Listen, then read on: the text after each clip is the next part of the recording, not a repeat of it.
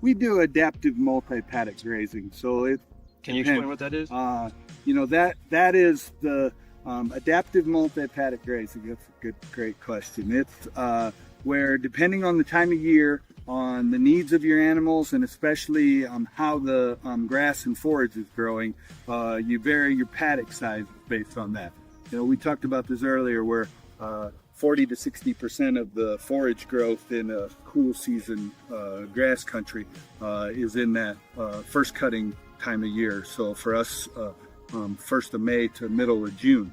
As we get hotter and drier in the summer, we close that paddock down because we have to have more rest and recovery for it to get back to where it's this stage before they come into it, because we want the maximum grass growth and then we want to harvest it again. So adaptive multi-paddock grazing just basically means that based on the time of year, your paddock size will either go up or down, and your recovery period goes up or down. And in the early spring, your recovery time can be really short because the grass is going to grow really fast. When you get to that late summer, especially if you haven't had rain, we can go to as long as 90 days before we get back to where they got to have can come back into that same paddock. We could be, you could go theoretically as short as 25 days in the early spring, and the grass would be ready for growth. So that's that whole complicated portion of grazing animals, where it's not just,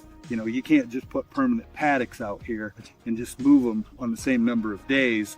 What you get back into that whole thing where you've got over mature grass with no, we've got some nice, lush alfalfa and clover and that down here. And don't get me wrong, we're raising pigs, not ruminants out here. So we get some of the first species, the burdocks and the thistles and that. But, we've got some really nice orchard grass and clover and alfalfas down in the bottom. And so we're moving based on when those are at the correct stage. How do you track all of this? My son, Evan, is a grazing wizard. He's got it all in his head. Really? It's all by head? Don't get me wrong. It's not all just in his head, because he's got spreadsheets and systems, and I mean he's way more about putting things on paper and putting things in spreadsheets and putting things down than what I ever was. But yeah, trust me, it's all in his head. There's a whole level of beyond level where he understands it all. And then, Christian, if you want to show, did you guys build that? Is that just a little shade area for the pigs? We built that. Pigs are the least capable of dealing with the excess heat and excess cold of any of the domesticated farm animals. Why is that? Part of that is that they can only sweat through their nose. Yeah, that's what I thought. Had to deal with sweat. Yep. So they can't deal with excessive heat really well. And you can see as you look across here, they're actually a really clean animal. The only reason that pigs end up laying in the mud is because they, that lets them evaporate and sweat. They stay clean as long as they're not too hot. Ironically, and you even mentioned it, the average consumer thinks that they're one of the least clean animals on the farm. And given the choice and given the right conditions, they're actually the cleanest and smartest animal on the farm. But we give them the shades because they definitely need more protection from the sun, especially when they're out here in the open. We still get 90 plus degree days and 100 and some degree heat indexes, so they definitely need protection from the sun, and that more so than like sheep or cattle. Our sheep don't mind the heat at all.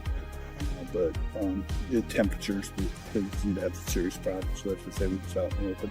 So before, I have a question on pig noses, but going back to consumers, for me, I avoided pork for years just because I remember the taste, but then also just everything I saw in stores.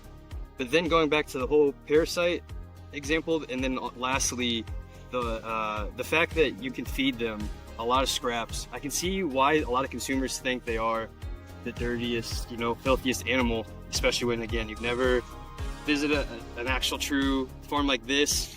Most videos we see online are, again, going back to the pig factories or just the indoor farms that so it's very challenging, and that's why above all else I always say to go visit a farm So actually, for the consumers, whenever they find a pig farm and go visit, what are some questions and things they should really be looking for? Because that's something a lot of people have never actually done, going visiting a farm, and especially a pig farm. I think the questions that consumers should ask breed, because I think that's a big factor in how they're going to taste. I think that's a big factor in the whole philosophy and mindset of the producer. I think they should ask what the diets are. I think there's some of those things that you and I and the typical consumer would just rather the farmer wasn't using. The animal byproducts from the industry ought to be out of their feed. The antibiotics ought to be out of their feed. They ought to be on a non-GMO diet with some from local grains.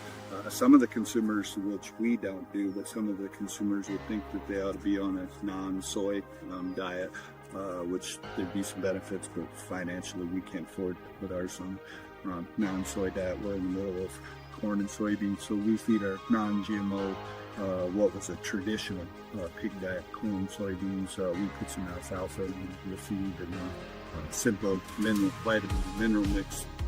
And then I think the person ought to ask where the sows are farrowed or where they're birthed, because I think there's a huge benefit, even if the pigs are finished out on pasture,